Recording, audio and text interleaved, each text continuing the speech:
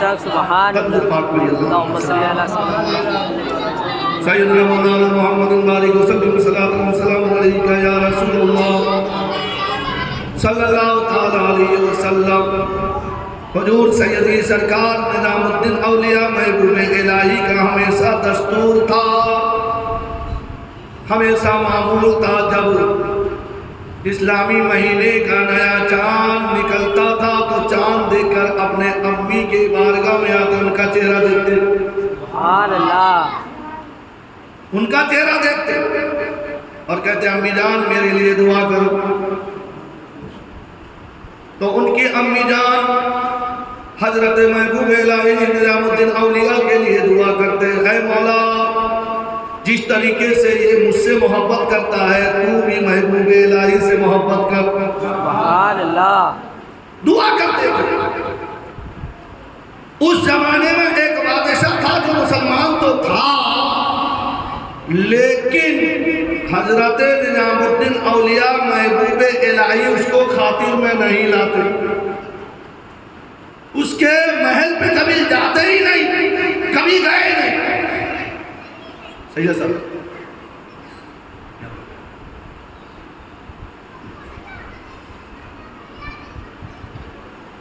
کبھی گئے نہیں اس کے محل پر، خاطر میں نہیں لاتے۔ تو بادشاہ نے ایک منصوبہ بنایا کہ یہ سب تو آتے ہیں، بڑے بڑے مولوی آتے ہیں، لیکن نظام الدین اولیاء میرے بارگاہ پہ نہیں آتے، کچھ کرنا پڑے گا۔ اب مسلمان بادشاہ تھا، فتح پور سکری میں ایک جامع مسجد بنایا۔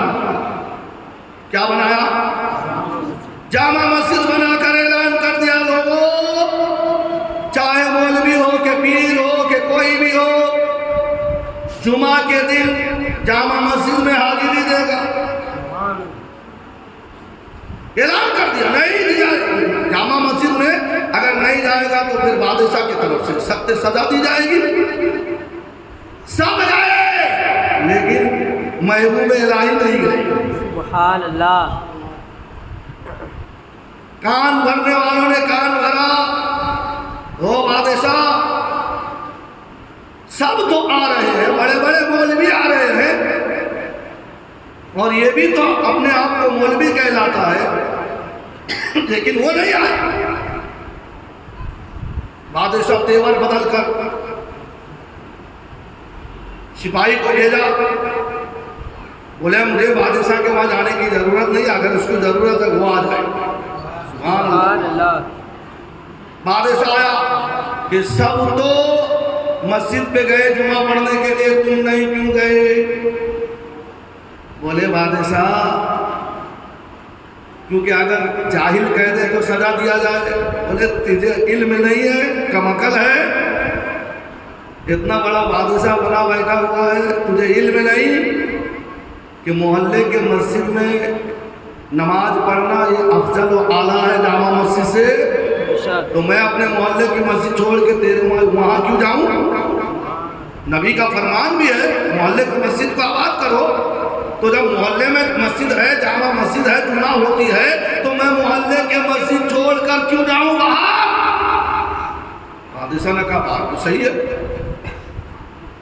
اتنے بھی پاگل ہوتے نہیں تھے اس زمانے کے۔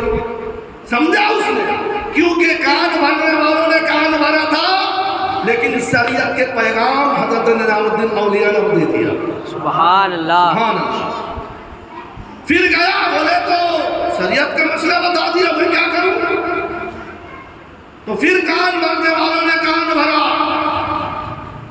بولے کہ اعلان کر دو کہ ہر مہینے میں چاند دیکھ کر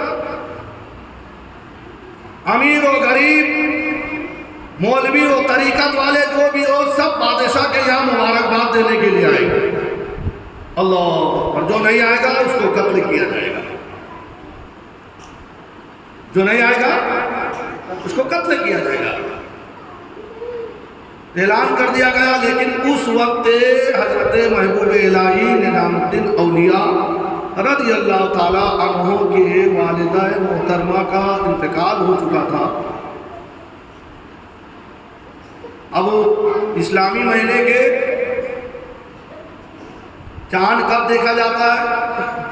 29 کو. اگر 29 کو چاند نہ نکلا تو 30 کو تو ہی ہو ہی جائے گا، مطلب شروع ہو جائے گا. اسلامی مہینے میں 31واں دن نہیں ہوتا.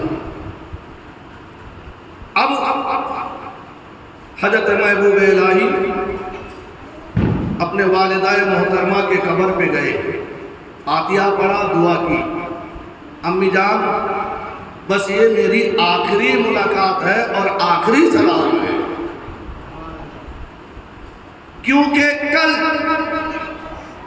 چاند نظر آئے سب جائیں گے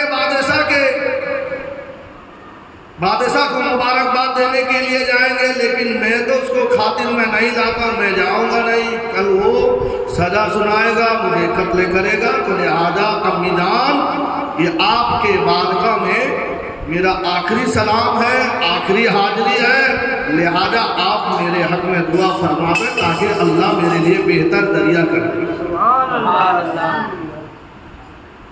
اب جانتے ہو حضور غوث اعظم رضی اللہ تعالی عنہ نے اپنے امی جان کی اطاعت و فرما برداری کیے تو اللہ تعالیٰ نے انہیں اولیاء کا سردار بنا دیا. سبحان اللہ. اور جو اپنے ماں کا اطاعت و فرما برداری کرتا ہے وہ دنیا میں کامیاب رہتا ہے اور آخرت میں بھی کامیاب رہے گا. اب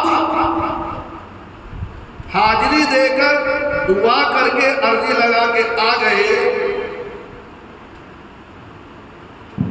تو اتفاق ایسا تھا کہ بادشاہ کے قربیت رکھنے والا ایک شخص سے جس کا نام خسرو خان پٹھان تھا، لیکن کچھ بادشاہ کی بات جو ہے اس کو کھٹکتی نظر آ رہی تھی، لیکن وہ اسی چاند رات کے دن غصے میں آپے سے باہر ہو گیا. باہر ہونے کے بعد میں ہاتھ میں خنجر تلوار لے کر بادشاہ کے محل پہ گیا اور اس بادشاہ کو قتل کر کے محل سے باہر پھینک دیا. محل سے بادشاہ کو باہر پھینک دیا.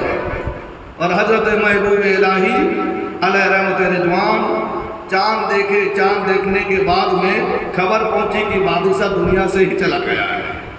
تو لہذا اللہ کے بارگاہ میں شکریہ ادا کرتے ہیں کہ مولا تو نے میری ماں کی دعاؤں کو قبول کی. یہ کسی کی دعاؤں کا صلہ نہیں بلکہ میری ماں کا دعا کا صلہ ہے کہ میری ماں نے میرے یعنی جو ہے حق میں دعا کی. اللہ تبارک و تعالیٰ نے یعنی ماں کی دعا کے برکت کے صدقے میں مجھے اس بادشاہ کے یعنی سامنے جھکنے سے مجھے یعنی روک دیا ہے. سبحان اللہ. تو لہذا پتہ کیا چلا مسلمانوں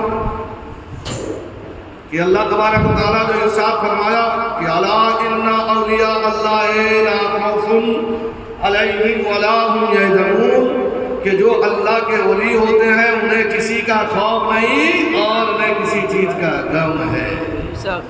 تو اللہ کا ولی کون ہے؟